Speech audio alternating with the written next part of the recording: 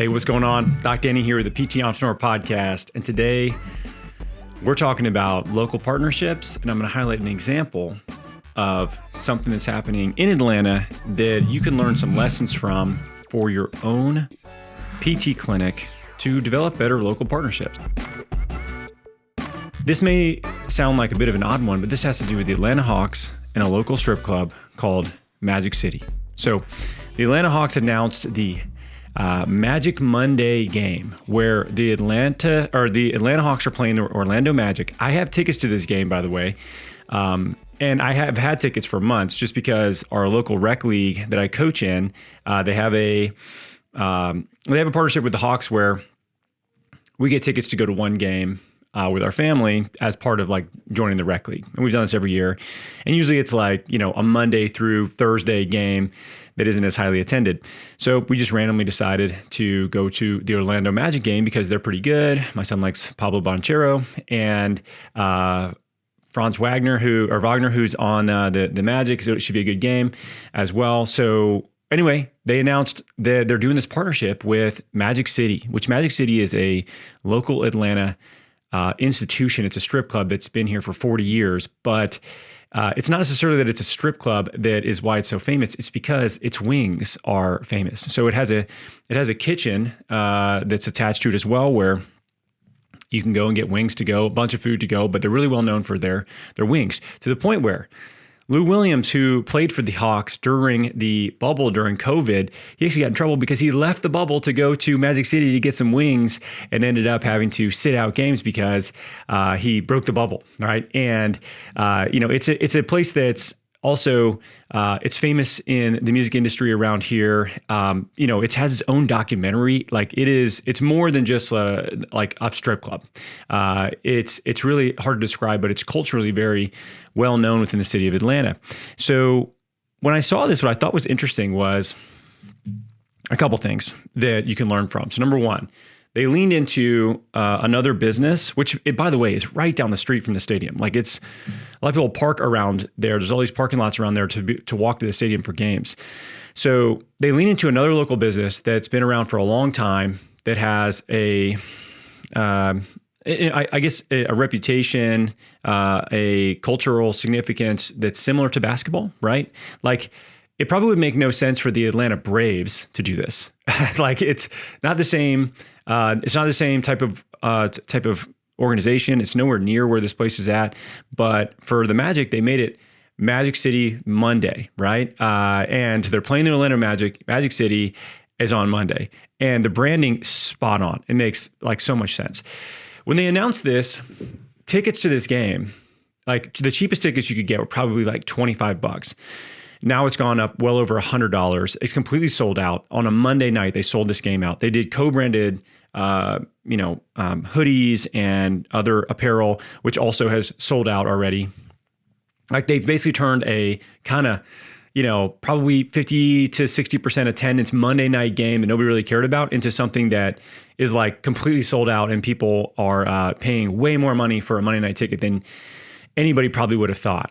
So what else are they doing, right? They're actually bringing in the wing recipes that they have to the Hawk Stadium. So you're going to be able to get Magic City wings all around the stadium for this Hawks game, which is genius. So this idea of sort of co-branding events, I think, is really smart and something that you can apply to your own PT clinic, because you're probably asking yourself, okay, what does this have to do with my local PT clinic? Or maybe you say, oh, well, I don't want to associate myself with a strip club. You probably shouldn't. I don't think that's the best move for your physical therapy clinic.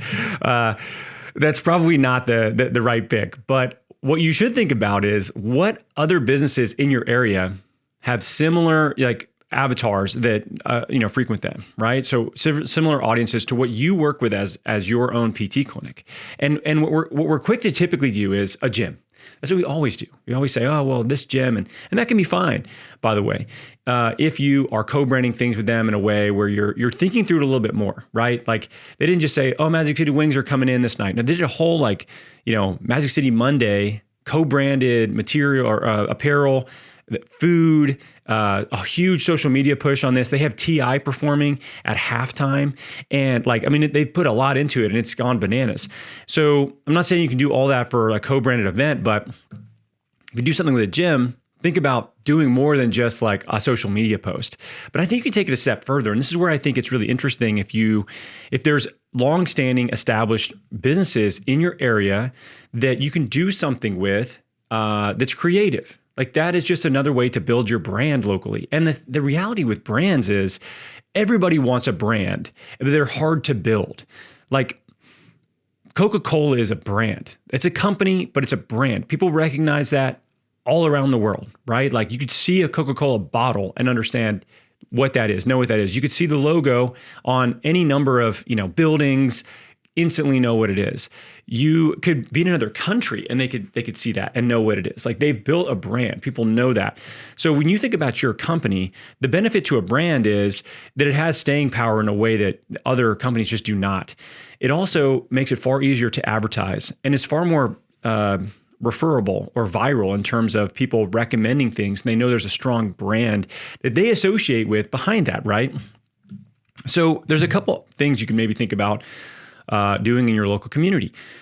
Number one, you could look for, is there an established restaurant? Like this Magic City thing is really, it's a restaurant in a lot of ways, more so than anything else. I mean, obviously it's more than that, but the wings side of it, they're famous for their wings in Atlanta, and their wings are awesome, by the way. I've gotten wings from their kitchen to go, and they're awesome. They're like some of my favorite lemon pepper wings in the city, which that's what they're known for. So, okay, are there restaurants around you that are really well known, that have been around for a long time, that your clientele that you work with, your patients, they love going there? Maybe it's a local like healthier food spot. Maybe it's a local pizza spot that people love going to after, kids sporting events, right? Like it could be whatever. It doesn't really matter. It could be a local brewery that, people associate with, that is another local business that has a strong brand. Like you could look at things like that. It could be a local barbershop, right? It could be a food truck that you do something, in the parking lot of your clinic with this food truck, and you can do all kinds of different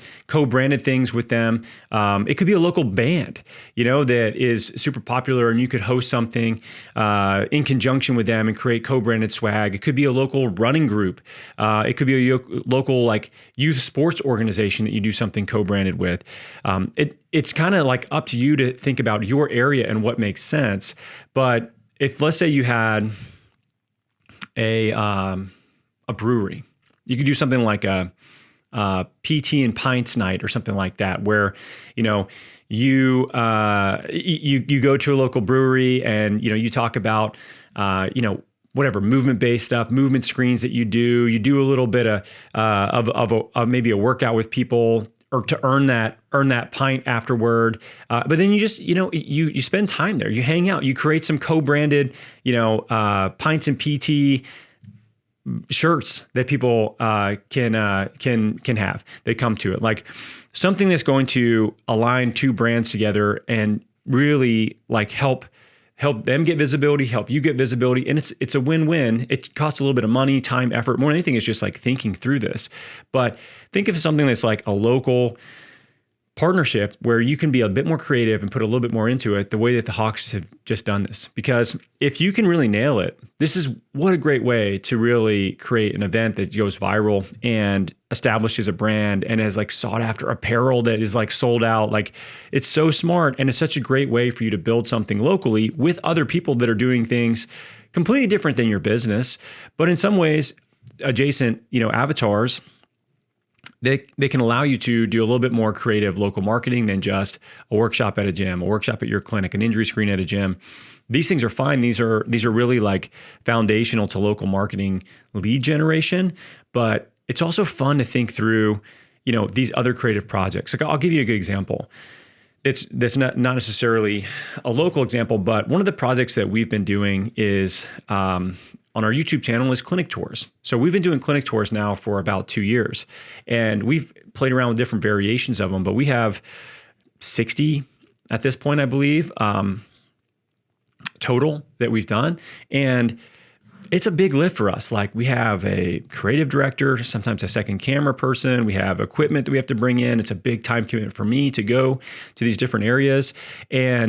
But what's cool is I've always wanted to share the stories, the sort of like behind the scenes of what's happening in these clinics, so people can see this themselves and really see like what's going on with this more, cash-based movement that has occurred really in the last decade in particular, and how, clinics are different, and they're being creative with the type of niche that they have, and they're making it work in small spaces and growing into big spaces, and you can see the entire journey. And now we've even done a series called The Practice, where we've gone even deeper and spent an entire day with a clinic owner, co-treat with them, follow them around, go to lunch with them, like go to their house sometimes, and then weave together the story of what they've done, the risk they've taken, and how they've really been able to build these successful businesses that are very mission driven, that are helping us work with people the right way and employing people in jobs that are frankly far more sustainable than some of these high volume clinic jobs that so many people get burnt out with. This is a creative project that I've wanted to do for a long time. This is a creative project that directly, maybe we don't get, click to work with this company right now, button or whatever that's going to happen from that. That's not how it works. And for you, when you do brand things are an opportunity for you to express your creativity, for you to think through what would be awesome. What would you love? Like if you would love it, then you should probably do it, because the people you work with in a lot of ways are similar to you. That's an alignment that you end up having, especially people you work with long term that are like your super fans. But also, if it's a creative outlet for you and it's something that you really feel compelled to do, you should do it, because that's part of why we're business owners, doing things that are fun, doing things that are outside the box, doing things that are not just the same, check the box, move on to the next thing, follow every little SOP. Like you get a chance to use your creativity, whether it's a direct ROI to the business or not. Once you get to a point where you can do that, and you have a little bit more of established brand, you have a little bit more profitability, then you can lean into the brand side of things. You can do things that are more creative. So I encourage you, think about this. If you have local businesses that you are a fan of, in particular, there's a restaurant, it's like I said, a local band, a brewery, something like that. And you're just like, man, I love this brand. I come to this brewery all the time. I think it's awesome. My patients come here, and I want to figure out a way that we can do, something together. Like sit down with that owner and be like, hey, I think it'd be a really cool opportunity for us to create some combined event where we can combine what your business does and what our business does, and we can do it on site at this brewery, or the brewery can come to our location if you have enough, if you have enough space for that, and you can bring, whatever, kegs in, and somebody that's a brewmaster is going to talk about it. It's like, it's just exposure of the two companies together to this community that they have that has overlap. So what I would recommend is this week, think about 5 local businesses that would be awesome to do something with.